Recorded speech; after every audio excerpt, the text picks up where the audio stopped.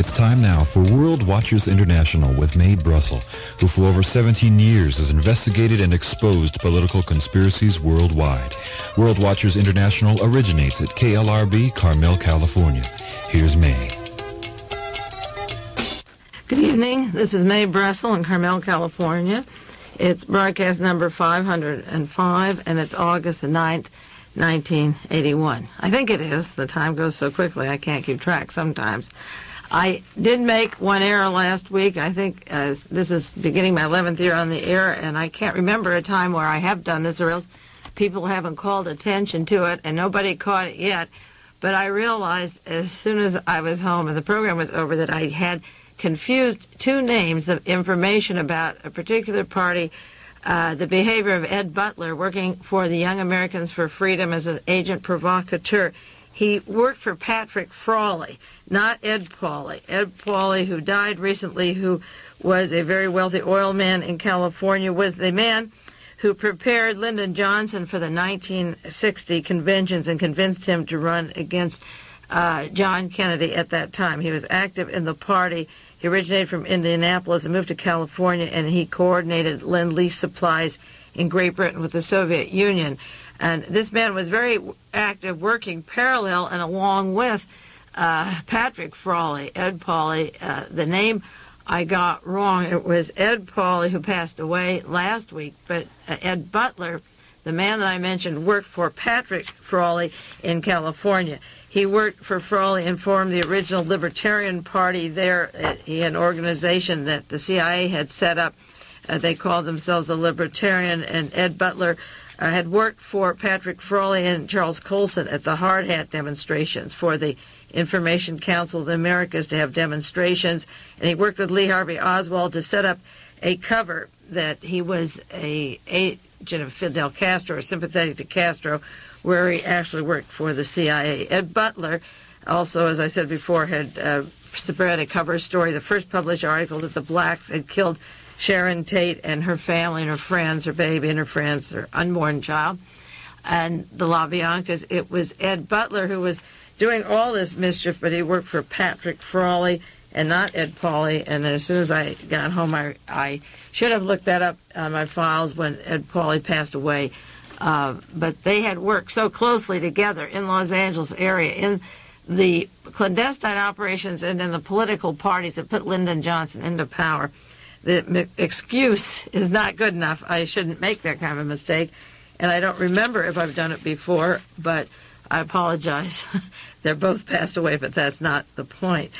This evening, Ronald Reagan pulled the strategy that was described in the New York Times as Reagan's good news strategy. He comes out on the screen and tells you, or in the Rose Garden, what's good news, and then when there's bad news, an article in the Times described how he disappears then and leaves the press to answer any questions. He disappeared with the air controllers strike, and he no sooner got out to California to Santa Barbara Ranch, and he let go of the decision of the neutron bombs.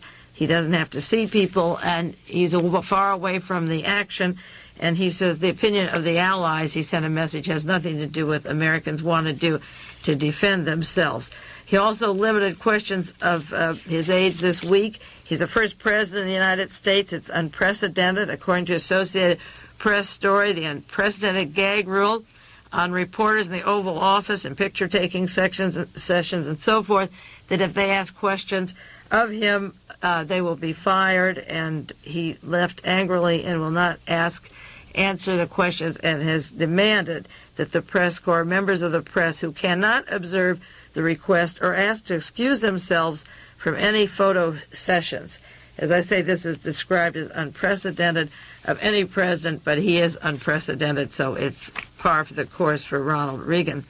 There are a bundle of news stories I want to cover. I'm just, again, going to list the date and the titles for you people who tape the shows and look up the articles, because hopefully I'll get back to them. I know I will, but I want to run them down now while they're easy for you to get. I don't have the page numbers of the newspapers, and I promised a listener from now on I'd put that on the printed sheets for you. If you want the bibliographies of the program, you can write to me, send a self-addressed stamped envelope with 25 cents enclosed for the printing. and I'll send you sheets from any program or series that you want with the information that we have on the air. One story that I briefly I think mentioned for a second last week that I still want to get back to is July 29th, 1981, a New York Times story, secret group linked to the killing of French detective. That's Dr. Jacques Massie, M-A-S-S-I-E, his wife, his in-laws, his 8-year-old son, and a friend. The important thing is that he was murdered in Marseille. He was part of the French internal security system, the secret army organization. He had to work with Licio Gelli, the Italian Masonic leader of the Italian Masonic scandal that has fled down to Argentina. And the New York Times quoted one person of saying he had to be shot. He knew too much. This is a man that could link to the Marseille, Turkey narcotic connections that I talked about earlier, the motive for shooting John Paul II and for shooting Ronald Reagan at this time. There's an interconnecting link, a lot of links I want to get into, but in the meantime, get that story. Another story, July 26, 1981, fugitive ex-agent offers deal. CIA Edwin Wilson meets U.S. officials in Rome, Italy, also in Rome. I've done many, many weeks on Edwin Wilson, the agent who hires assassination teams, who deals in assassination weapons, narcotics traffic, and death, deals in those. That's the way he makes his living, selling not only Gaddafi, but Idi Amin in many, many countries and organizations around the world. Now, Wilson's been charged with a murder charge and for weapons selling, dealing in the United States, and he is in Rome. Interpol let him in. They are meeting with agents to make a deal that Wilson would come home and not have the murder charges because he has that $3 million farm next to Senator John Warner in Virginia. His wife wants the property, and there's a divorce coming up there. He's left the country. He made a deal, and it's in the Washington Post. If you will give me immunity for a murder charge, I'll kidnap and produce 2 agents that the CIA wants. Well, he's very generous. He was going to bring in 2 agents, some Cubans and Chilean nationals that are down in Chile that were involved in the Orlando Letelier and Sandra Moffat murder. So here's a guy who hires from the highest levels of the CIA these people, and he was linked to the detonation bombs that went off, did the murder on Embassy Row, and he says, I'll bring in 2 of my employees if you get me off. And I believe that that deal was made by July 26, 1981. Before this, they were trying to squeeze Mr. Casey out of the CIA with his links to Robert Vesco to get Mr. In from Navy intelligence. And Casey probably pulled a, no, you can't fire me or I'll pull the rug out from under you.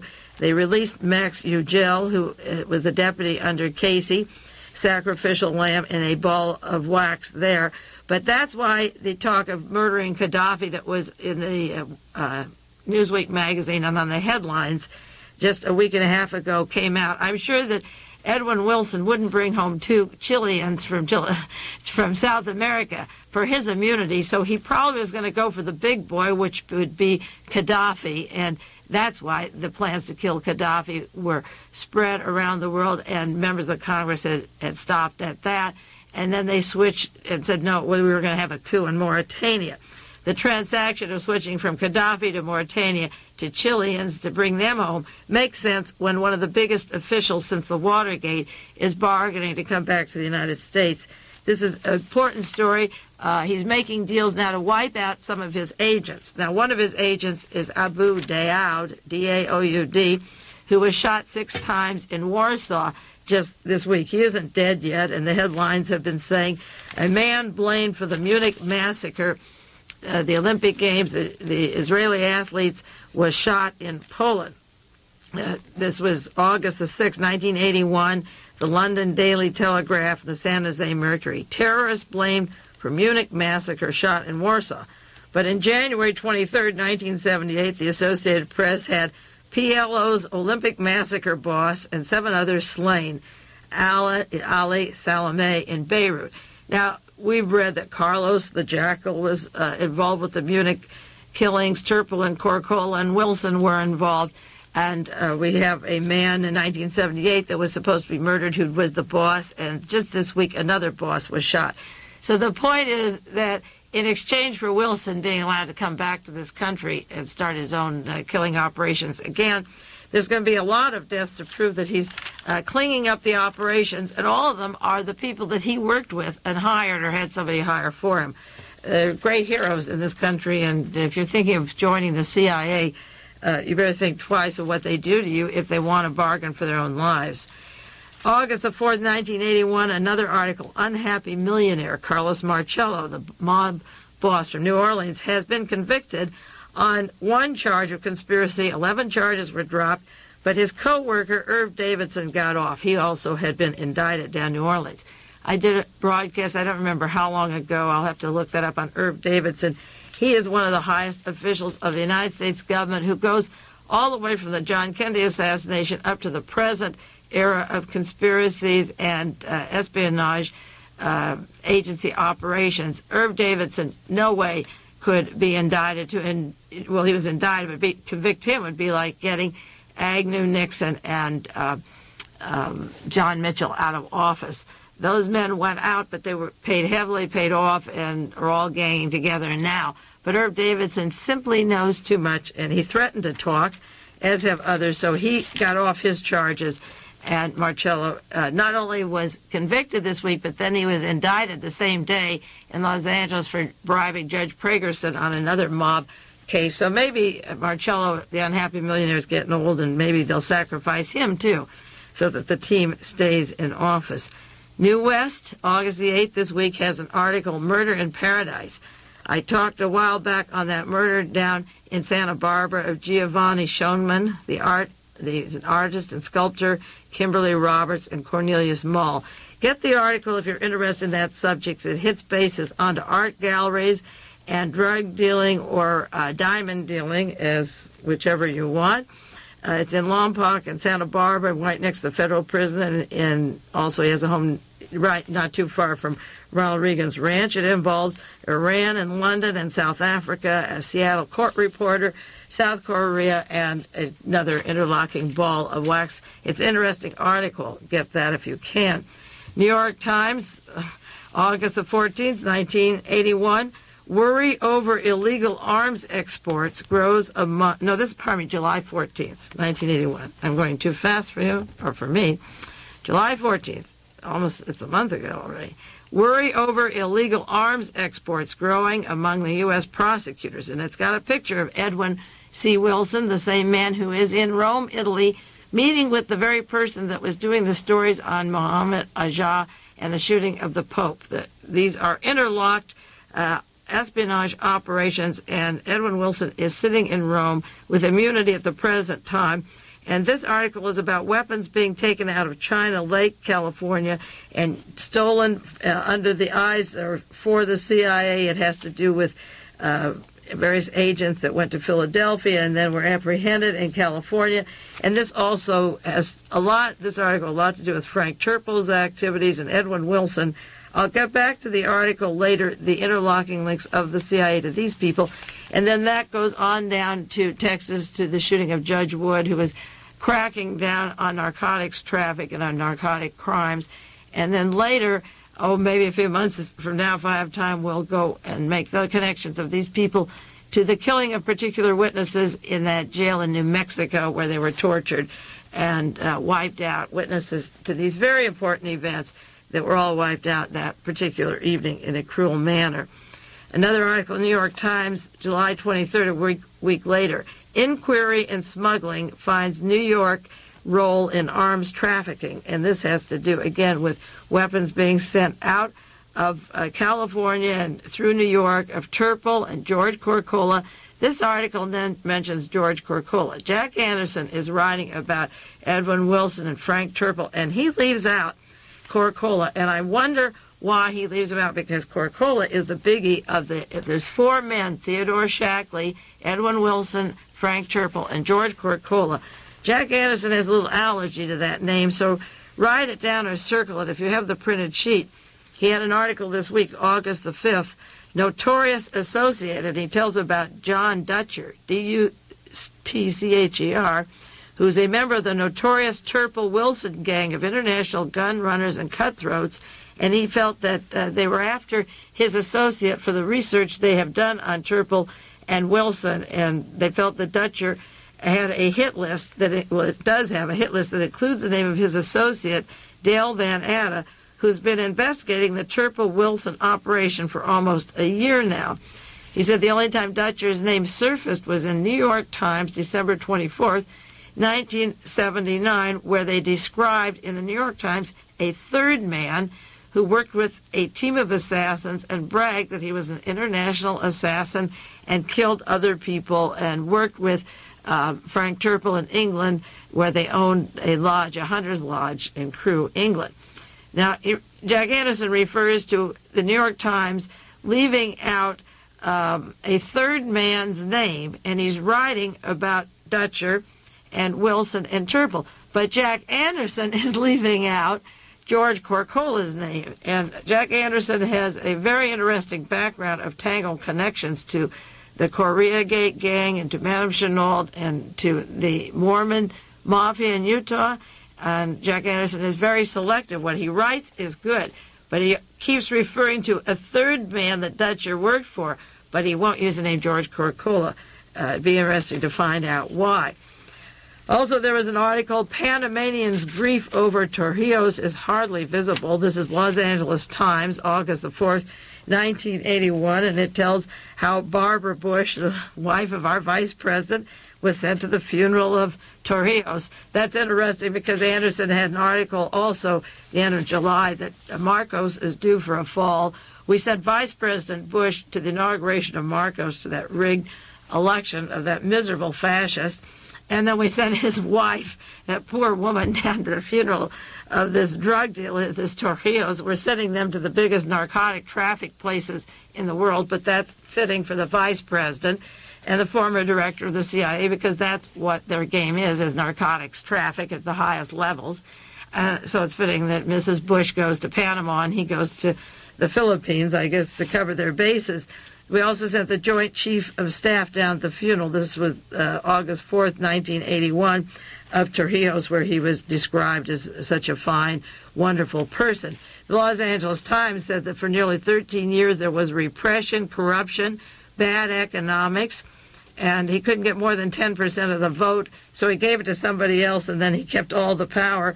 And Reagan at one time had called him a tin horn dictator, but now he was very important to American and narcotics traffic, and Mr. Bush was giving him a different kind of a message of deep sorrow, as was Jimmy Carter. They sent the Shah down there when he wasn't wanted here. Well, the funeral described in the Los Angeles Times, August the 4th, 1981, describes, as I say, as corrupt and repressive and so forth. But the next day, August the 5th, 1981, the New York Times has an article, FBI reveals a huge probe of drug cash. And this article goes into that Florida arrest of a multi-million-dollar narcotic trade that supplies $4 billion annual surplus. The Federal Reserve reports a $4 billion surplus, and the narcotics that goes through Miami is a $7 billion a year.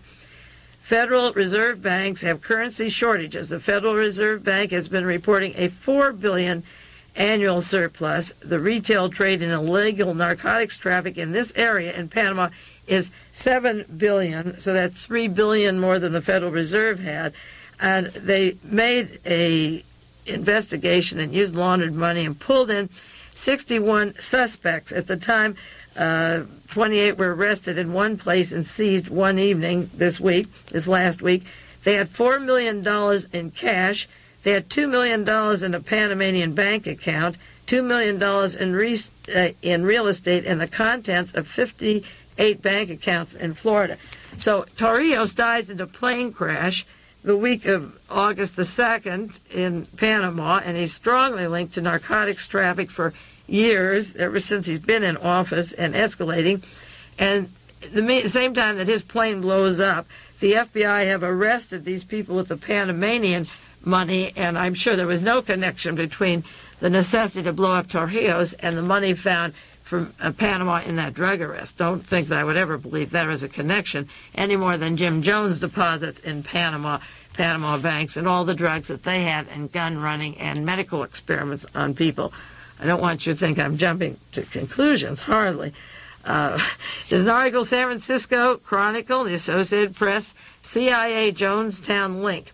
They're going to try and defend Larry Layton in the charges of shooting a federal agent at the airport, and Chief of Mission Richard Dwyer, former U.S. Chief of Mission in Guyana, and also a Representative Leo Ryan.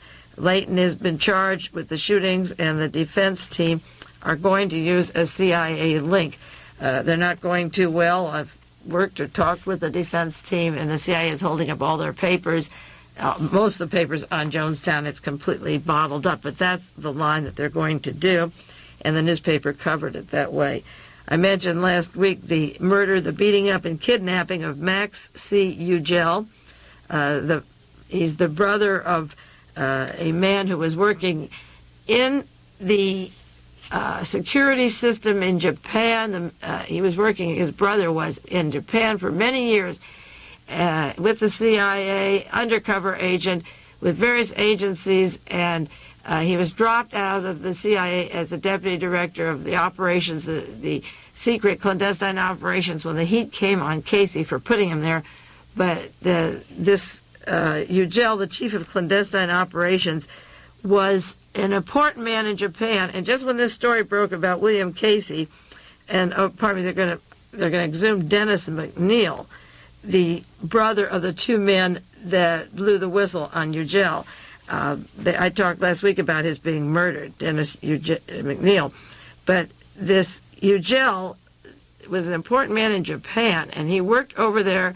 And as the stories were breaking, I said on the air last week about the head of the Japanese mafia, the large head, being murdered last week, the vice president of Wells Fargo being stabbed to death, the links of the Wells Fargo missing millions of dollars to the Japanese mafia and intertangled espionage stories. Ugel worked in Japan, and so did William Colby as a lobbyist for Japanese operations that could be CIA fronts for all of Southeast Asia, and even were for the SLA when it formed in this country with Colston Westbrook. So the Ugel story is a big story because of his Japanese links. And just when all this can of worms was breaking, the brother of McNeil, the fellows that blew the case on Ugel, one of them was beaten up. He was kidnapped and beaten several times and had serious injuries, and he died June the 1st. Well, that was just recently when all of these stories, the tumult and the revelations of the Wells Fargo and the Nugan Hand Bank were breaking. This brother of the two fellows that worked with Ugel, he died a death that is questionable. So they are going to exhume him to find out what was on his body and determine the cause of his injuries, because he had injuries, and they put him to rest without, thank goodness they didn't cremate him, and goodness knows what they'll find. But now they're admitting that the death, June the 1st, was questionable. So that they're going to bring up Dennis McNeil. His brothers are still hiding. They claim they'll surface soon. They're still alive.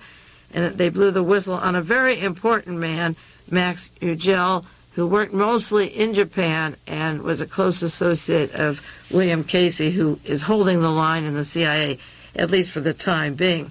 Wall Street Journal had an article August the 4th, 1981. Casey flap laid by some to the old boys who want a career officer at the CIA helm. They want an admiral, they want a Navy intelligence man. With the airstrike, we're going to have the military at the airports.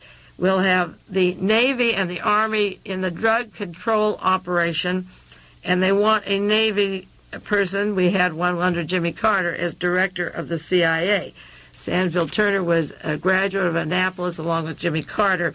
And what they're really pushing for is a military man at all bases and cover this country pretty tight, getting rid of the civilian offices and putting in the military.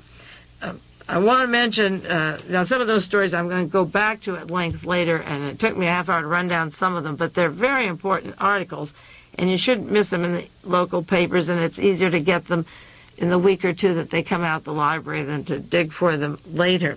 I didn't mention last week the death of Patty Chayefsky, at age 58. He died from a cancer. I don't know whether it's a Jack Ruby cancer or Martha Mitchell cancer. There's a town in Pennsylvania that's doing research on cancer houses or areas where certain people die to see if it's a virus or what's causing the cancers in any particular section of this town. I think that the researchers should get together now. It's time to have a chart of people that, political activists, civil rights people, people from the arts and lawyers and so forth that die at very early ages of cancers or witnesses to trials that are wiped out at early ages of cancer. Paddy Chayefsky did many things for movies and TV, but I guess his finest was Network. I think that was the best thing that I remember him for. And he had that famous line where the people are looking out the window and yelling, "We're mad as hell, and we're not going to take this anymore."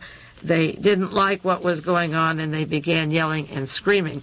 There are a few lines of Network that are worth remembering, and to describe Paddy Chayefsky, I thought maybe I'd just read a couple of those with you from the movie Network, when the audience is yelling back, "We're mad as hell, and we're not going to take this anymore." He gets on television as a television newscaster, and he says, "You and 62 million other Americans are watching me right now, and less than 3% of you read books. Less than 15% of you read newspapers, because the only truth you know is what you get over the tube. There's an entire generation right now who never knew anything if it didn't come out of this tube. The tube is your gospel. It can make or break your presidents or your popes and your prime ministers. This tube is the most awesome damn farce, or force, in farce I add that one, in the whole godless world. And woe to us if it ever falls in the hands of the wrong people." This network, he said, is in the control of CCA, Communications Corporation of America. He didn't say MCA or whatever letters you want. He said CCA, one of the largest companies in the world with their damn propaganda force. It's a whole godless world, this tube. Who knows what crap, I'll put that instead of the other word, will be peddled for truth on this tube. Television is not truth. Television is a damn amusement park, a circus, a carnival, a traveling troupe of acrobats, storytellers, singers, dancers, lion tamers, sideshow freaks, football players, baseball players. We're in the boredom-killing business. If you want the truth, go somewhere else, anywhere. You're never going to get truth from us. We'll tell you anything you want to hear. We lie like hell. We'll tell you Kojak gets the killer, that there's no cancer in Archie Bunker's family, no matter how much trouble the hero's in. Look at your clock, and at a moment when it's just about over, he'll win. You people sit there, he said. Paddy Chayefsky put this in the network. Day after day, night after night, all ages, colors, and creeds, all of you, you're beginning to believe the illusion we're spinning here. You're beginning to think the tube is reality, and your lives are unreal. You do whatever the tube tells you. You dress like the tube. You eat like the tube. You think like the tube. It's mass madness, and you maniacs, in God's name, you people are the real thing. This is Paddy Chayefsky's script. He said, "Turn it off now." And then as a result of what he says on there, he's taken into the offices of Valhalla, that's the TV executive, and he is given his instructions by Mr. Jensen. He says to him, "You have meddled with the primal forces of nature, Mr. Beale, and I won't have it. You think that you have stopped businesses. That's not the case. The Arabs have billions of dollars from this country. They'll put it back. It's ebb and flow. You are an oil man who thinks in terms of nations, and you must think of people. There are no nations. There are no people. There are no Russians. There are no Arabs or no Third World or the West. There is only one system, multinational, interwoven, petrodollars, electrodollars, multidollars, Reichsmark, pounds and shekels. It's an international system of currency, and that's what runs the planets. There is no America. There's no democracy. It's ITT, IBM, ATT, DuPont, Dow, and Exxon. And that's what it is, he tells them. There are no nations. There are corporations. You don't live in a world of nations. That is Paddy Chayefsky, and those were his words. I was reading his words from Network. We'll take a 1-minute break and get back onto the radio not the TV. This concludes the first half of World Watchers International with Mae Brussell. We will return with the second half after a brief pause.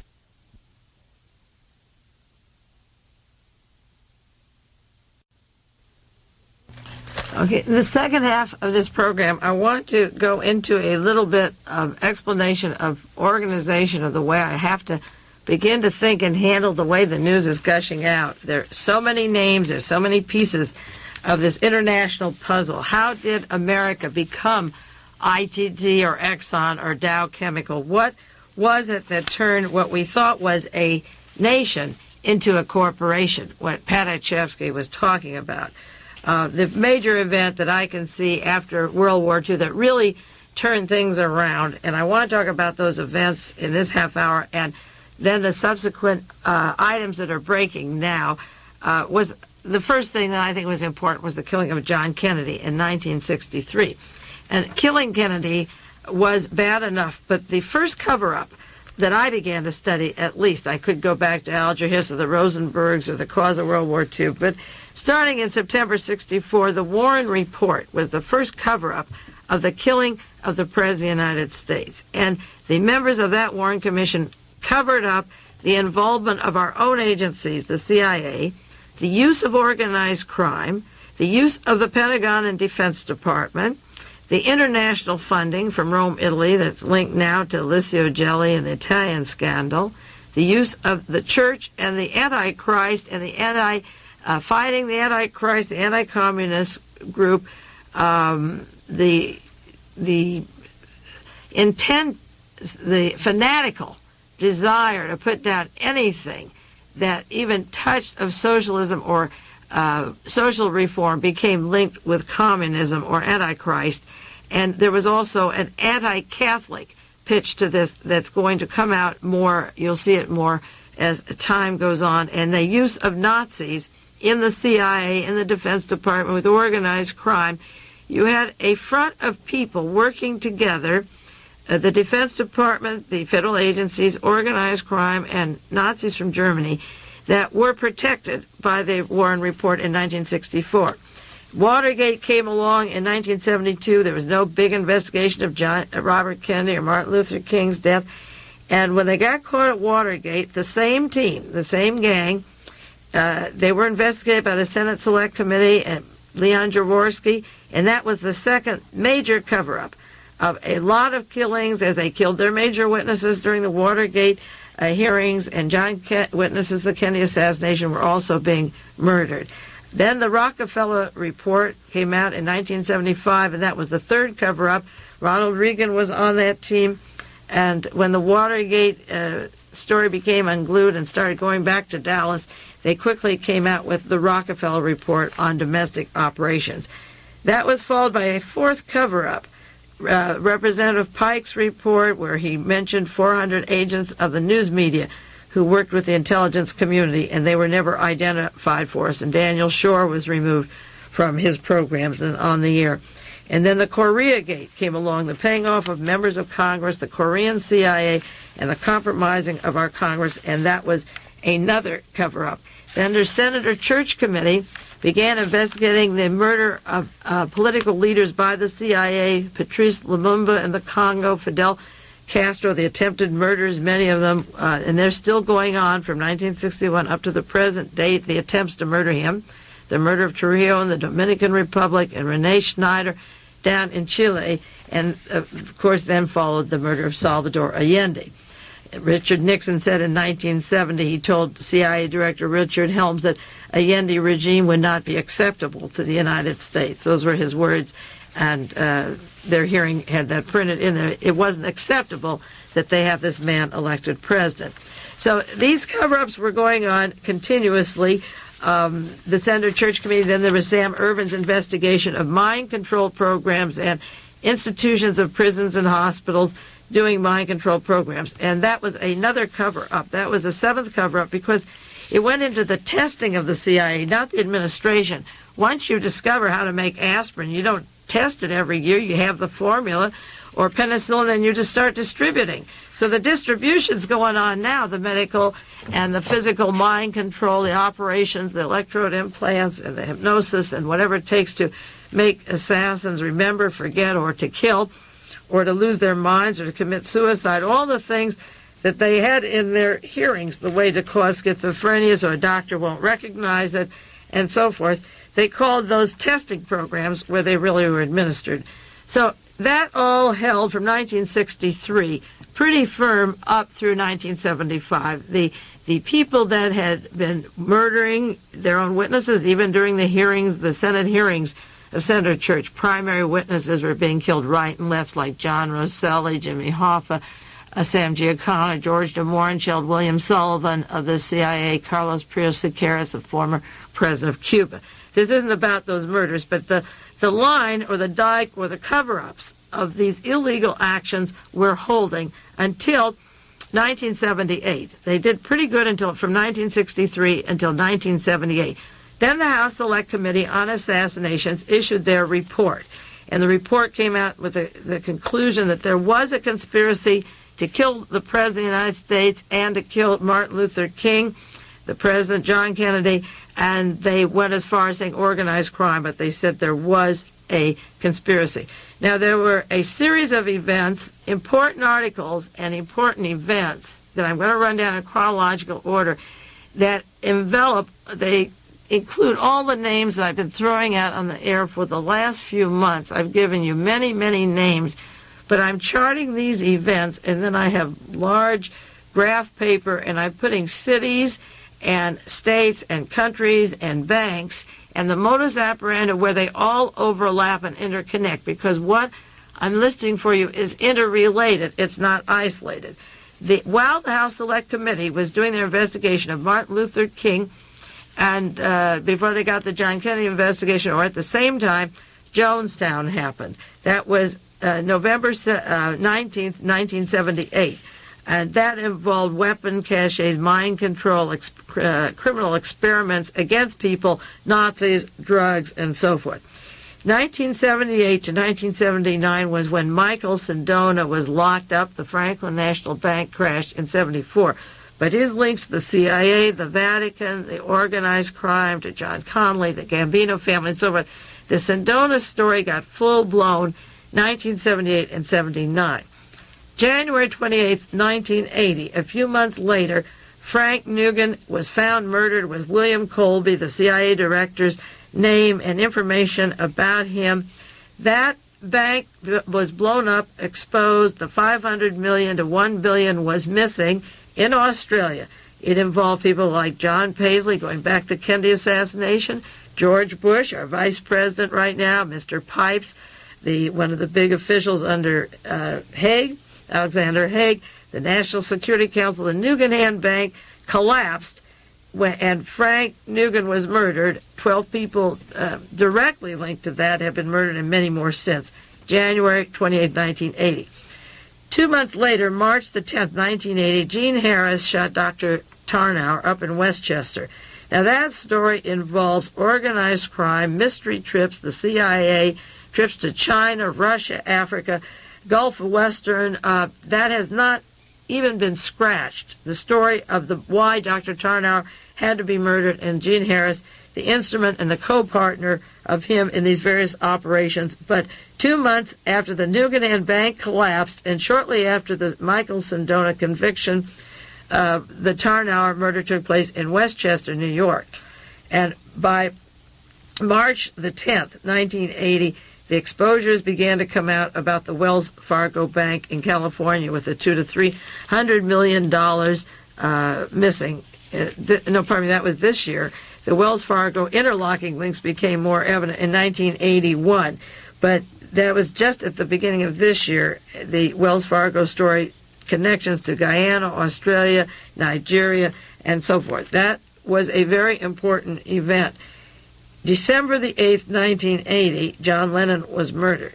And this Mark David Chapman had been from DeKalb, Georgia, Beirut, Lebanon, Fort Chaffee, Tennessee, with the CIA Laotians and Vietnamese, Hawaii, Zurich, Switzerland, and London. He had important connections and was not separate from these events. The newspaper stories were breaking right and left, and every one of these has a relationship over and over again to each other. But in March 1981, this is March 30th, Ronald Reagan was shot by John Hinckley, and the connections of John Hinckley Sr. have yet to be revealed. The Christian Front organizations, the CIA, his AID links through World Vision to Cambodia, Nigeria, El Salvador, the attorney they use, Edward Bennett Williams, John Connolly's buddy, and their links to George Bush and so forth. I'm taking these names and events and putting them in a long list of pages going down, and then cross-filing and charting the interconnecting links. May the 13th, Pope John Paul II, the attempted murder of the Pope. The Reagan murder didn't happen, but we don't know the consequences of the shooting. We don't know how the Pope will survive or the consequences of that shooting. They got the message, and they're very quiet, and so far I don't doubt if they'll ever say a word about that. And then May 30th, 7 days or so, or 23rd, after the Pope was shot in Rome, the Masonic scandal that had been going on since World War II broke open. The head of the organization, the fascist head that wants world Nazism, fled to Argentina, and he's hiding down there, and his daughter was arrested with documents about the CIA in her pocket. Also, there was that covert operation shortly before Ronald Reagan was shot down at Crystal River that was described in a new article, Counter Spy, or Covert Action rather, the Caribbean Coup Attempt. This was an important event. This was March the 20th at Crystal River in Florida, where these men were picked up near an atomic plant, and we didn't see their names. And then later they were involved in the Dominican invasion try down in Central America here, and this also, again, involved the name Connolly, the world Nazi organizations from Canada, the United States, the head of the Klan. It involves Houston, Texas. It involves using Dominica. They want to use it as a narcotics operation, gun running to South Africa, using swastikas, and sending out Nazi literature all over the world. Now, the important articles that came out recently, and I've had them individually on other programs, that are throwing these names, interweaving them in and out, that I've been using. The first one was that June 14th New York Times article by Seymour Hersh called The Gaddafi Connection. The next one was the following week in the New York Times, June 21st, exposing the Libyan link. It has more to do with the United States and our CIA and our Defense Department and our modus operandi than it ever has to do with Libya, and I think I've mentioned that to you before. And then a week later, July the 1st, the Village Voice, Alexander Cockburn and Ridgway had an article, or have, called The CIA Australia and the Nugan Hand Bank in Australia. Now, I'm making note on a chart of the source of the information, how it's coming out at this time, like a New York Times article, and the date of the information, and then, as I say, making a link of the names that are involved, the cities and the countries, the organizations, and charting this out. I did this when the Watergate story first broke. I would take each day, every article, and put the new names, the new cities, the places, and began to assemble these people into some kind of a chronological and alphabetical order. But the way the system is getting unglued now, and I use the word unglued, is that many important articles, full-page newspaper articles, not little tiny articles, are coming out, and if you know how to look, you'll get these names and pieces of information and be able to start to put some of this together. Well, we had the New York Times articles by Seymour Hersh, and he's now writing a book about Henry Kissinger. I hope it's a Lulu and a good one about Kissinger and his Nazi friend Fritz Kramer and Alexander Haig. But getting back to the Village Voice, July the 1st, excellent article on the CIA and the Nugan Hand Bank, which goes into the very people that are mentioned by Seymour Hersh in the New York Times articles just preceding these. Then the covert action, I call it Counter Spy, it's the Covert Action newspaper that's put out. If you don't have it, P.O. Box 50272, Washington, D.C., 20004. Now, they have a list of the characters of the Crystal River plan that got off because I want to have time at length to go into this operation and what it really means. And they were planning to assassinate somebody in the United States. They had assassination plans, and the Dominican invasion can't be put off from just the standpoint of a bunch of kooks. The Caribbean coup attempt in covert action and the description of these people in that issue is very, very important. Then the Washington Post, July the 12th, had the article that I've mentioned on the air, The Mystery Angel of the New Right, Richard Mellon Scaife. Now, the Mellon family are not new money. They're the richest family in America, probably, the Gulf Oil family. And this Richard Mellon Scaife, his sister, one of the Mellons, was married to Senator John Warner, who lives next door to Edwin Wilson.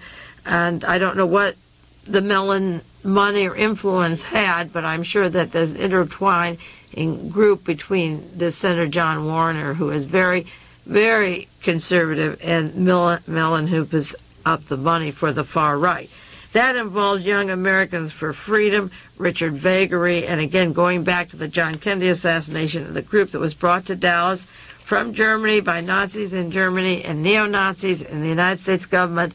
I don't like to use the word neo, but these were Americans that brought in people and Nazis and people who were wearing swastikas and armbands into the Dallas-Fort Worth area for the purposes of being used at the time of the Kennedy assassination. The Washington Post ran their story, full, large thing, on Richard Mellon Scaife. And then the Los Angeles Times ran, this is June 24th, a story, Moneymaker turning to role of Kingmaker. And this is David Murdoch. And this is a very excellent story. And there's one in November 1979 of Fortune magazine that I just got on David Murdoch, and I'm outlining that too.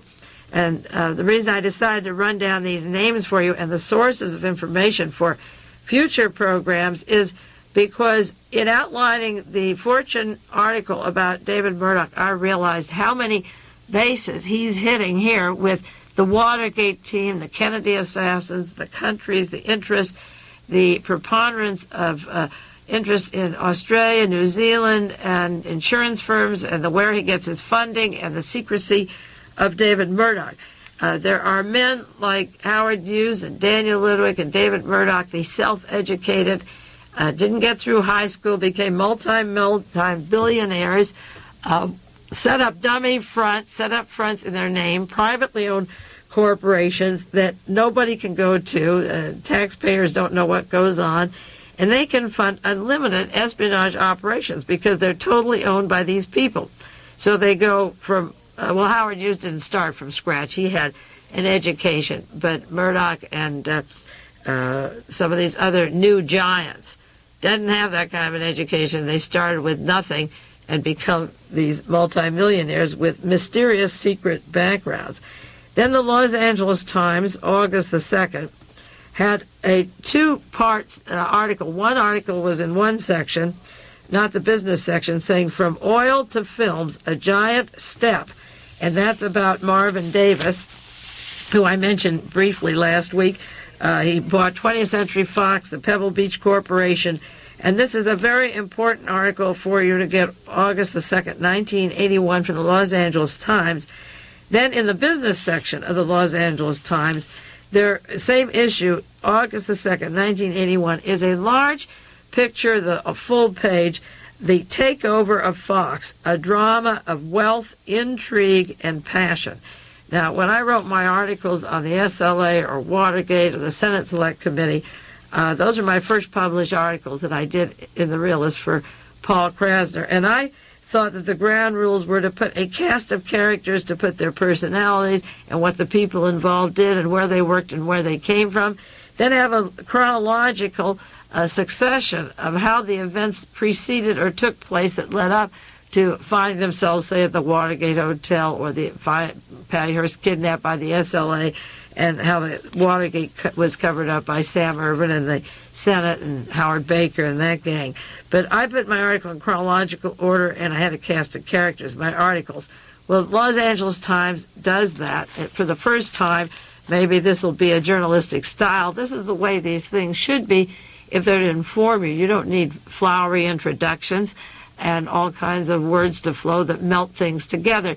They have the cast of characters, they have the pictures of them, they have events in chronological order, because this, what they call this drama of wealth, intrigue, and passion involves removing and having fired a man who was president of the 20th century for 10 years, Mr. Stanfield, graduated from Annapolis also with Mr. Turner and Jimmy Carter, and to take over a man close to Frank Sinatra, to Gerald Ford, who was on the Warren Commission and covered up the killing of John Kennedy for the Nazis and for Navy intelligence, a man who immediately put on his board of directors Henry Kissinger, and Gerald Ford, and Madame Chenolda's on that board, and Princess Grace of Monaco.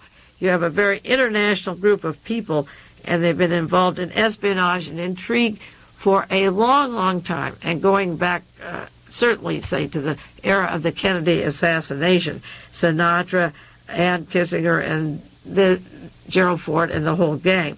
So that these news articles are very important. There's some good stories about Mr. Casey and Max Ugel and Thurl Wheeler murder in Oklahoma that's linked to Illinois, and to Boston, the Telex president who was murdered recently. There are a lot of people, a lot of witnesses to what I'm talking about being killed. I don't even have time to run down in the program. The news story that is breaking, and alongside about the name of the person who was murdered just prior to it breaking, such as the arrest of the big drug kings down in Florida, and then right at simultaneously the airplane crash of Torrijos, or the McNeil brother, June 1st, and these other stories falling right on top of that, new exposés coming up. There's an exposure, there's a death, there's death of primary witnesses, and in order to hold the line, and I call it holding the line, because these people are really have to be running scared, they have to kill each other off. They have various ways to do it.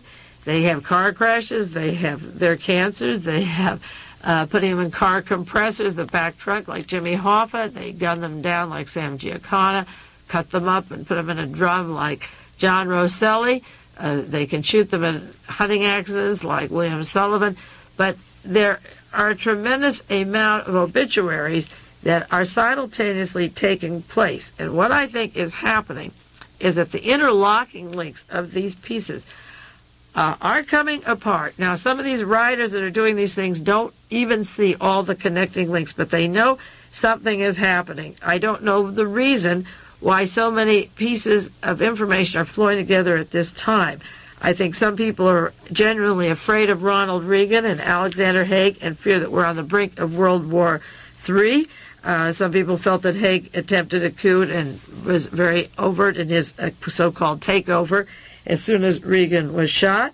A lot of people know for a long time that these conspiracies went on. I'm not the only person. I didn't pull them out of my hat. These names are interlocking names that good authors and good documents and Senate hearings and investigations and congressional hearings and court cases have put together. And a lot of journalists, in writing their particular article, whether it's about the killings in Santa Barbara or the Nugan Bank, may not be making the connections, but by throwing out the names, the organizations, the institutions, they're providing pieces that are interlocking and fitting together.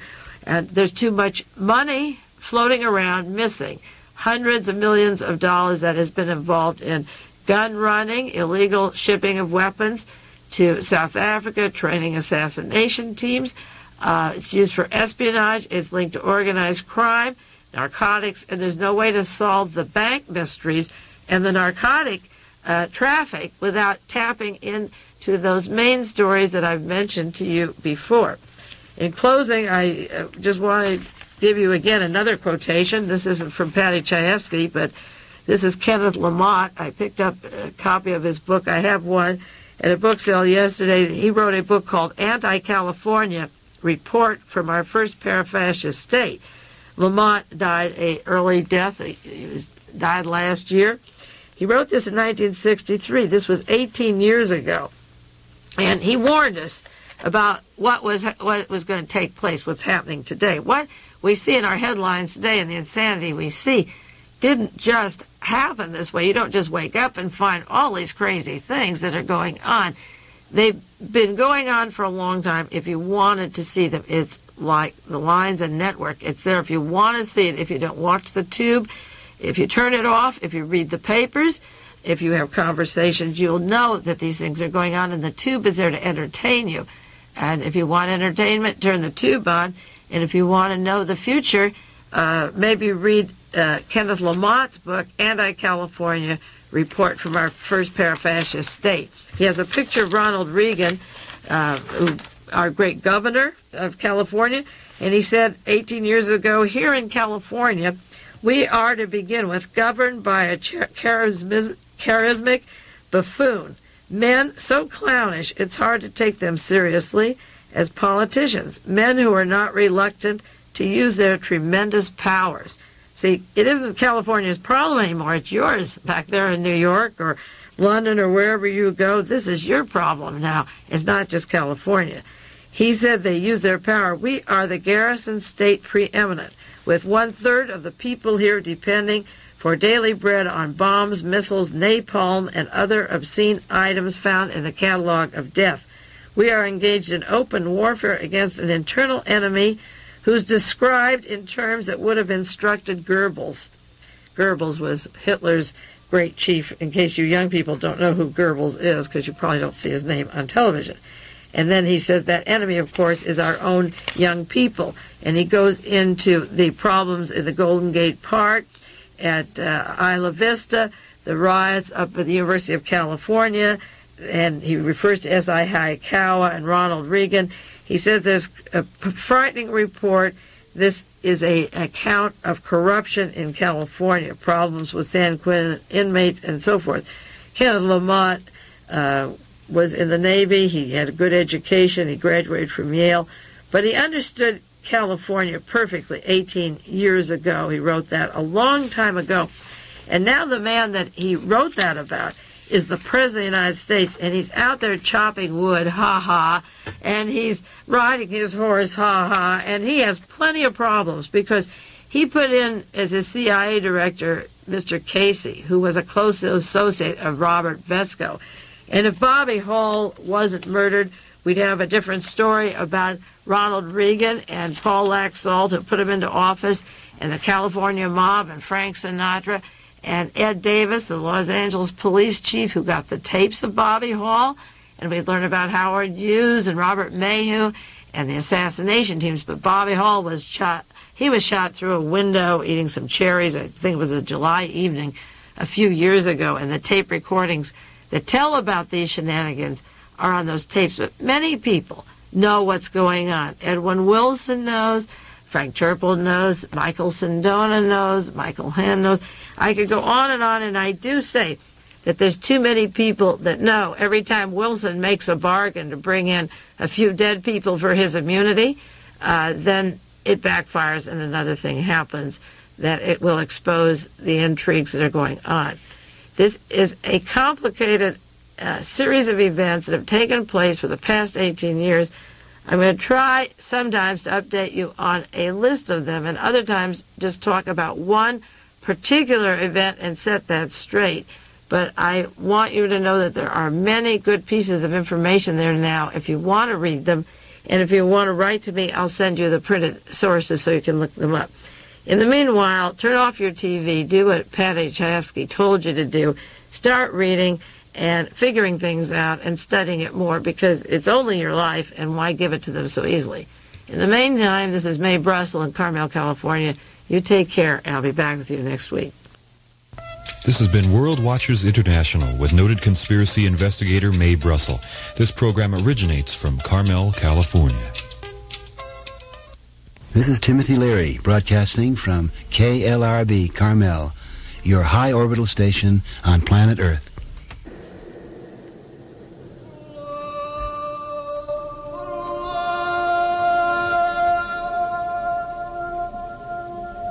The Taj Express, a series of contemporary Indian stories.